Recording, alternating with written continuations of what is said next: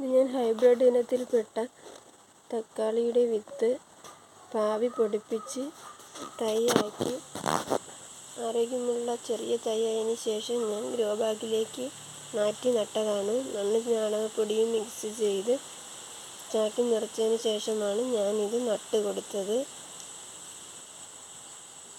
അതിനുശേഷം ഞാൻ ഇലകളുടെ അടിയിലേക്ക് വിവേറിയ അല്പം വെള്ളത്തിൽ മിക്സ് ചെയ്ത് ഇതിൻ്റെ അടിയിലേക്ക് സ്പ്രേ ചെയ്ത് കൊടുത്തിരുന്നു.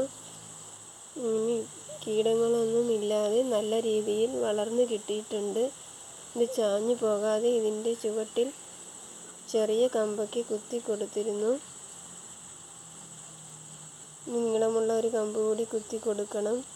ഇതുപോലെ എല്ലാ വീട്ടമ്മമാരും അടുക്കളത്തോട്ടത്തിൽ തക്കാളിത്തൈയും കത്തിരിച്ചെടിയുമൊക്കെ നട്ട് കൊടുത്തിരുന്നാൽ നമുക്ക് ഇതുപോലെ ആരോഗ്യമായിട്ട് വളർന്നു കിട്ടും.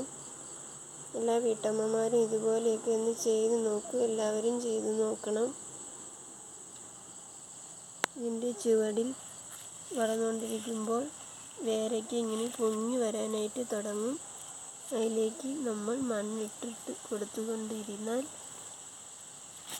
ചാഞ്ഞു പോകാതെ നല്ല ആരോഗ്യമായിട്ട് ചെടി നിന്നോളും.